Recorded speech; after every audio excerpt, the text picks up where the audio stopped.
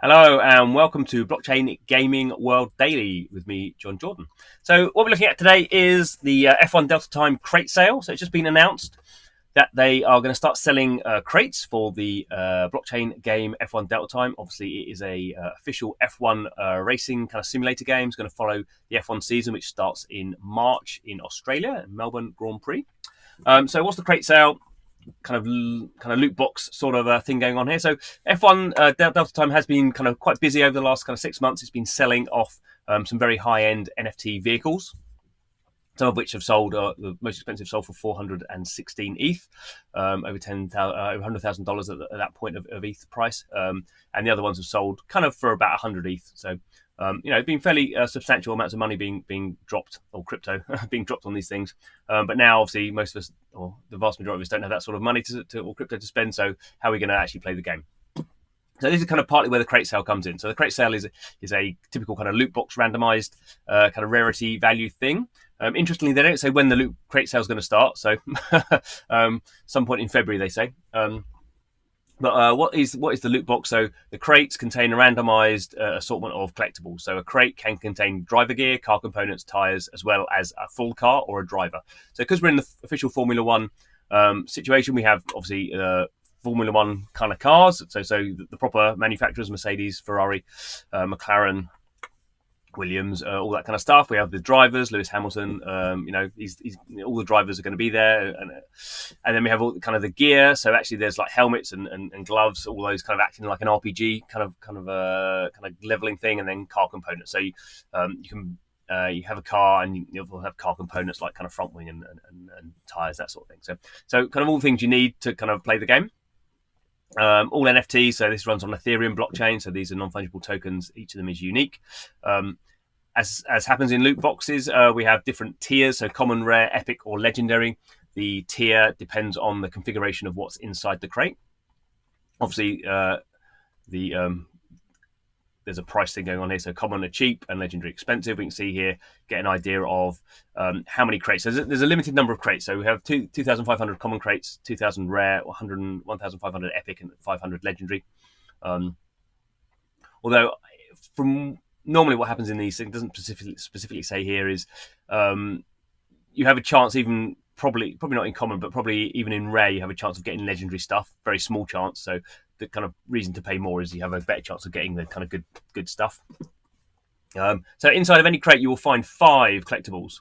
Type of collectibles found is random, with the tier dictating the rarity of the collectibles. Okay, so here we get an idea of what's going on here. Okay, this is what, so it does say what I said it wasn't going to say. So in common, you're going to get 4 common items and 1 rare. In rare, you're going to get 2 common items and 3 rare. In epic, you're going to get 3 common items, 1 rare and 1 epic. And in legendary, you're going to get 3 common items, 1 rare and 1 legendary. So you only get legendary, so that kind of makes sense.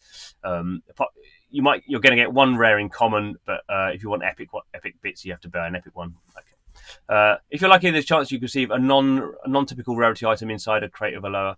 Yeah, well, it says that here. Okay, right. What have we got? 2 main types of cars and drivers, official Formula One cars. Okay, so these are only... okay, so what I was saying, like Ferrari and McLaren, these are only available at the epic and rare at this level here. So in the common ones, these are not going to be official ones. So if you want a chance of getting Ferrari, you have to spend epic amounts of money, or you have to get the epic loot boxes. Okay, crates are not guaranteed to contain a car or driver. Lower rarity crates provide a higher chance of receiving a car or a driver due to the lower scarcity of common. Okay.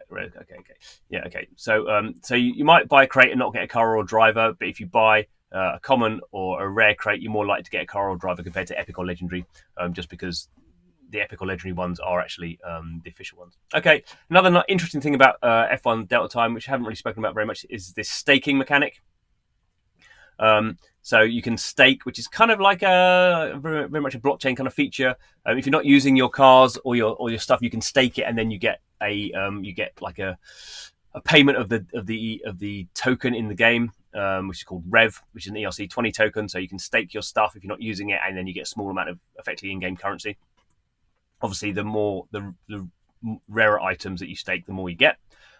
Creates themselves ERC20 token. Yeah, okay. So we have an early bird. This is just kind of retailing.